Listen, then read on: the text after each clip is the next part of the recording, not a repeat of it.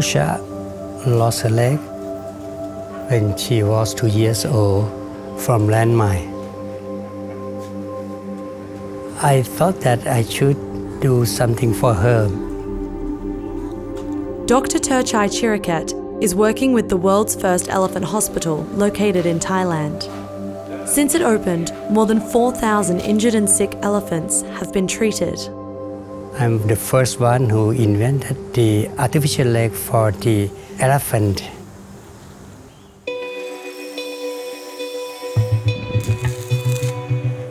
Using his knowledge as an orthopedic surgeon, Dr. Terchai designed Mosha's artificial limb when she was just a baby, accounting for the elephant's weight and size. As she has grown, pressure on the prosthetic has increased, causing it to break. So a new one is created every few years. This is a challenge for me too. Every time we fix it, we improve it. It's more sturdy, stronger. There's no in the textbook. Sometimes try and error. When she obeys, we give her candy. And she knows where the candy is. She uses her trunk to go into the pocket.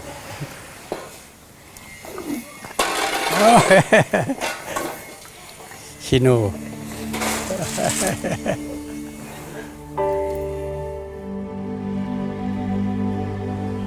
I did operation on her foot about 15 years ago.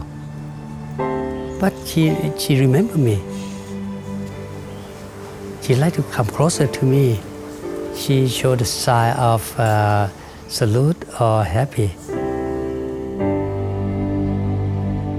I think it means so much for her. She can lead a normal life as she should be.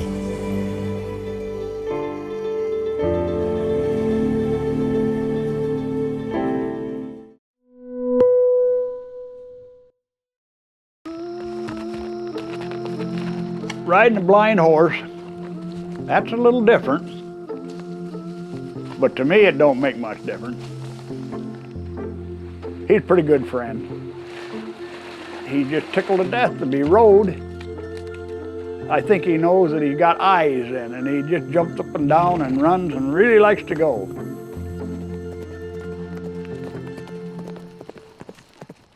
Well, my name's Roderick Olson. I'm from Soldiers Grove, Wisconsin.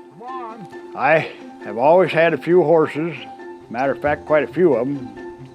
Well, we got Zaxxon about 21 years ago. It was about 10 years ago that we noticed that he was going blind. And as far as we can find out, nothing we can do about it. Most of the old horse dealers or farmers, they used to just get rid of the horse. But I figured I'd gonna keep him.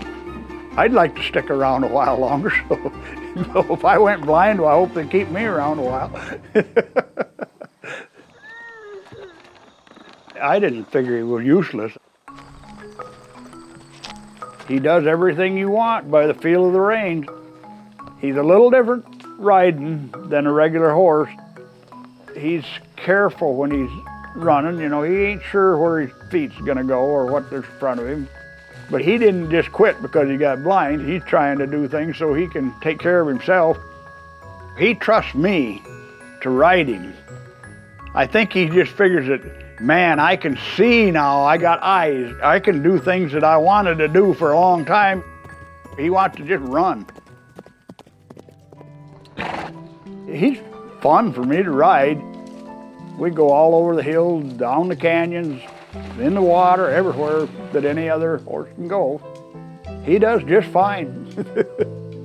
He must trust me, and well, I trust him. Oh, he's kind of a buddy anyhow.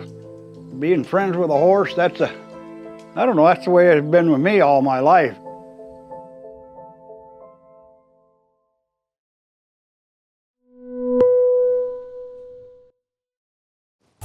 Sheep, sheep, sheep! Hi guys, hi Bubbles, hi Walter, hi Dolly, hi Mama, hi baby, hi Albie. 1, 2, 3. Janie's farm didn't start out with animals that were missing limbs. He just happened to come to her farm and she felt well, prosthetic technologies helped me, it could certainly help them.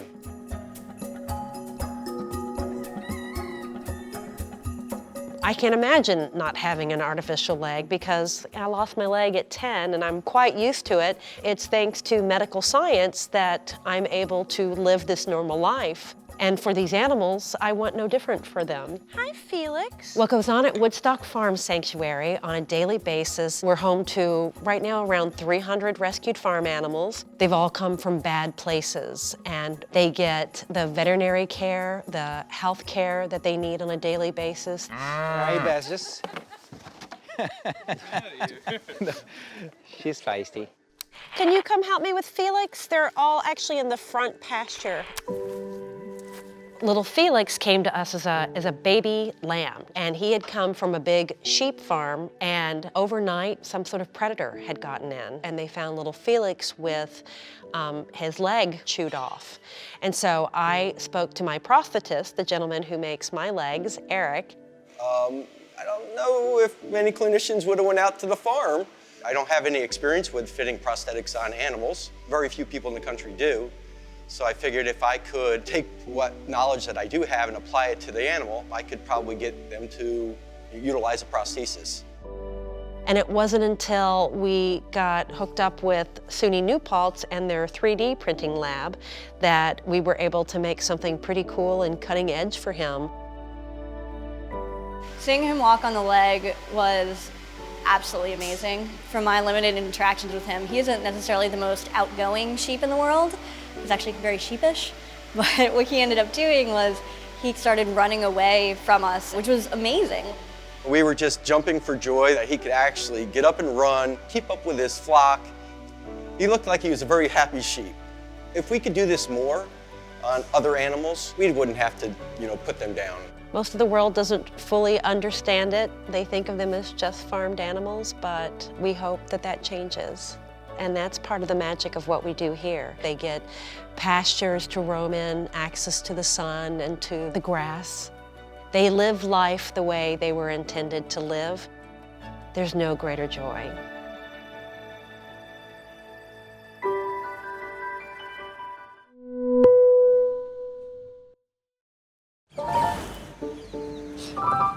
அவங்க பறக்கிறதுல ஒரு ஆனந்தம் நம்ம என்னதான் வச்சு வளர்த்தாலே அதில் கிடைக்காது அவங்களுக்கு.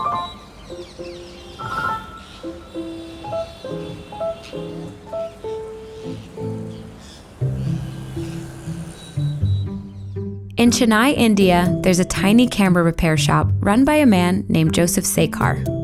ஆனால் அந்த சேகர்ன்றது போயிடுச்சு. இப்போ வேர்ல்டு வைஸ் பேர்ட்மேன்ன்ற ஒரு... Sekar got his nickname because every day he feeds thousands of hungry parakeets on the roof of his home. இதுக்கு எந்த மோட்டிவேட்டியும் கிடையாது. அதாவது நம்மள மாதிரி அது ஒரு உயிர். நமக்கு எப்படி அப்பா அம்மா இருக்கிறாங்களா அவங்களுக்கெல்லாம் நாம தான் அப்பா அம்மா மாதிரி. அதனால் அதுங்களுக்கு ஒரு உயிர். The 2006 tsunami that hit Southeast Asia flooded parts of India and displaced thousands of birds. Sekar noticed a pair of parakeets outside of his home and set some rice out for them. Then more started to show up. And well... இப்போ இந்த flood வந்தப்போ, சென்னையில் flood அப்போ ஏறக்குறைய ஒரு 8,000 parakeets வந்திருக்கு. Feeding 8,000 parakeets twice a day is a great expense. Sekar spends about 40% of the money he makes from repairing cameras buying food for the birds. என்னுடைய வளர்ச்சியை பொறுத்து தான் அவங்களுடைய சாப்பாடு. But for the birdman of Chennai, there's more to life than money. பணம் தான் வாழ்க்கை இல்லைம்மா. பணம் தேவை தான். பணமே வாழ்க்கை இல்லைல்ல. பணம் ஒவ்வொரு மனிதனுக்கு தேவை. ஆனால் தேவைக்கு மீறிய சில பேர் பணத்து மேலே ஏன் இப்படிலாம் ஆசைப்படுறாங்கன்னு ஒன்றும் தெரியல. ஏதோ ஒரு உயிரினங்களுக்கு, ஏதோ ஒரு மனிதர்களுக்கு எதுக்குன்னா ஒன்று உதவி செய்யணுன்ற மோட்டிவ் தான்மா இது காரணம். என்னுடைய காரணமே அதுதான். எல்லாம் ஒவ்வொருத்தருக்கு ஏதோ ஒரு முடிஞ்ச அளவு உயிரினங்களுக்கு, எந்த உயிரினங்களுக்கான மனிதனுக்காக இருந்தாலும் சரி, உயிரினங்கள் எதுக்காக இருந்தாலும் ஒரு உதவி வருது ஒன்றும் ஒரு இது இல்லை. அது உதவணுன்றது தான் என்னுடைய motive.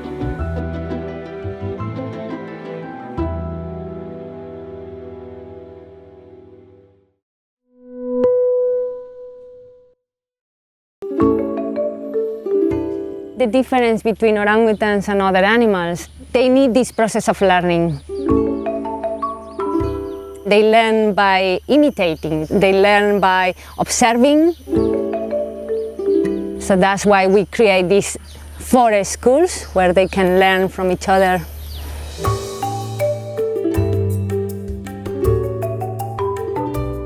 This is the International Animal Rescue Center for Orangutans in Ketapang.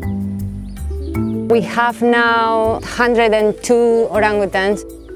We come across orangutans that are kept as pets illegally. We also rescue them from the habitat that is disappearing. When we rescue orangutans, especially when they are small babies, these babies have lost their mothers. Normally an orangutan will remain with its mother for as long as 7 to 8 years of their lives. And this is the process when the orangutans have the chance to learn from their mothers how to survive in the wild, what to eat, what not to eat, what are the dangers of the forest. What we have to do is to teach them how to survive in the wild.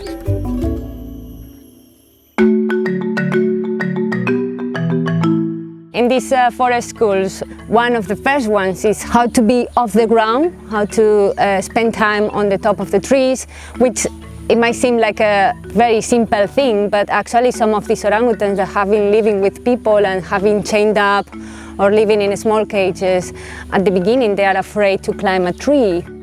The ultimate goal of this rehabilitation is to release these animals back to the wild.